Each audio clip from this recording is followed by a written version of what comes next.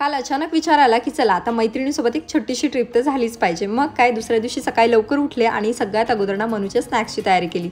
मखाना, मुरमुरे, dry fruits, biscuit असं सगळं मी त्याच्यासाठी घेतलं होतं। त्यानंतर मी तयार झाले आणि त्यानंतर नाश्त्याची तयारी केली। आज नाश्त्यामध्ये शेवयाचा उपमा बनवणार आहे।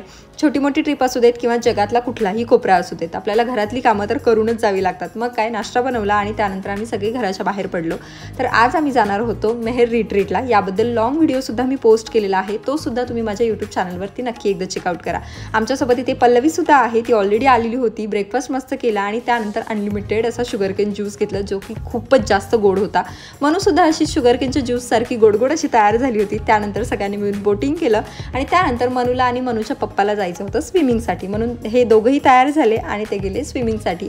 मस्त म्हणून पाण्यामध्ये सुद्धा मजा केली। मी एकतर बाहेरच होते, मी काय पाण्यामध्ये गेले नाही, तसं मला पाणी आवडतं, पण यावेळी मात्र मी ते मिस केलं होतं। त्याच्यानंतर आलो होतो जेवणासाठी। मेनू सुद्धा खूप छान होता आणि खरंच खूप टेस्टी होता। मनूला असं झालं होतं की कुठे जाऊ, म्हणून आम्ही फक्त तिच्या मागेच धावत होतो। त्यानंतर एक मॅजिक शो बघितला, तो सुद्धा छान होता। त्याच्यानंतर डक आणि बाकी सगळ्या गोष्टी बघायला गेलो। मनूचं तर असं चाललं होतं की आई डक, आई फिश, आणि त्यांच्याकडेच तिला जायचं होतं।